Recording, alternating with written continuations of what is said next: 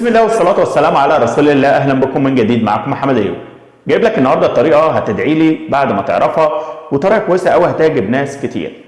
نزلت صورة امبارح على الفيسبوك وقلت لو الصورة جابت تفاعل من الطريقة اللي أنا هوريها لكم دلوقتي هبدأ أعمل فيديو على طول. الطريقة دي كنا عملناها قبل كده من فترة السنة اللي فاتت وكانت نجحت برضو، بس بعد كده حصل ان التحديث او التطبيق نفسه كان فيه مشكله وبدات تقف. طب انا جايب لك التحديث الجديد وجايب لك الطريقه هعرفها لكم تاني علشان الناس اللي لسه اول مره تشوفها ازاي تستخدمها او تبدا تتعامل ازاي على التطبيق. الموضوع سهل جدا، كل اللي عليك يا صاحبي هتبدا تعمل حساب وهمي.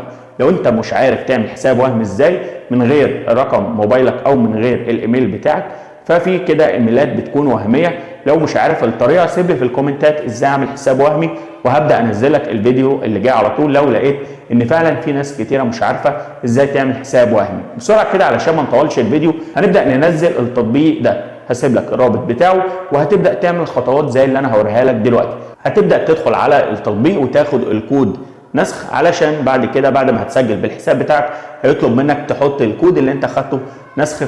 زي ما انت شايف كده هنبدا ندخل على اول حاجه وهيجي يقول لك كده تفتح على طول من تطبيق الفيسبوك ولا عن طريق التسجيل. هتبدا تدخل على الثاني اختيار اللي هو انت تسجل على طول.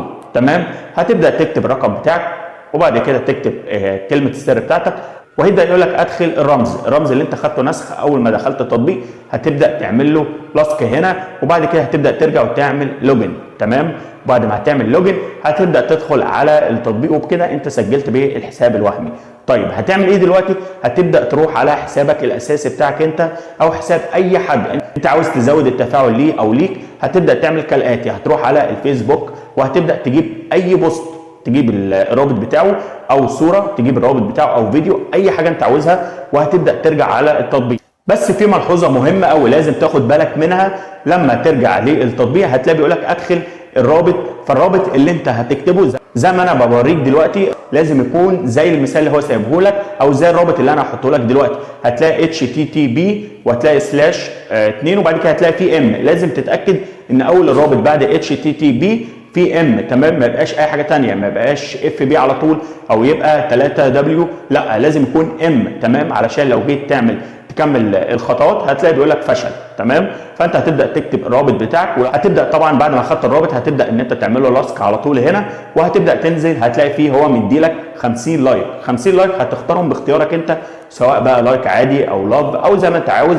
بعد كده هتبدا تنزل تعمل تاكيد وهتلاقي في خلال دقيقه دقيقتين بالكتير قوي اللايك او ال 50 لايك اللي المفروض هيوصلوا لك وهتبدا تروح تتاكد بنفسك زي ما انا وريتك في الفيديو دلوقتي. تمام، طبعا بيحصل تحديث كتير، يعني ممكن لو انت شفت الفيديو ده بعدين تدخل تلاقي تحديث تاني خالص، هتلاقي نفس الخطوات بس ممكن بدل 50 تلاقي 100 200 على حسب التحديث اللي موجود، ممكن تلاقي اقل من 50. وهتلاقي ان انت كل 18 دقيقه هتبدا تدخل تزود براحتك. انت ممكن في اليوم توصل البوست بتاعك او الصوره لاكتر من 1000 لايك زي ما انت عاوز.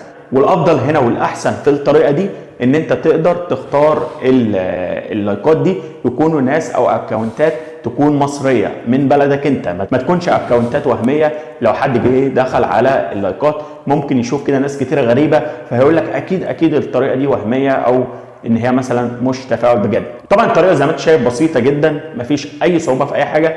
ولو عندك اي استفسار سيب لي في الكومنتات وهبدا اتواصل معاك. تمام، ده كان فيديو النهارده، اتمنى يعجبك وتعمل لايك وتعمل اشتراك لو انت لسه جديد علشان يوصل لك كل حاجه انا بنزلها. والسلام عليكم ورحمه الله وبركاته.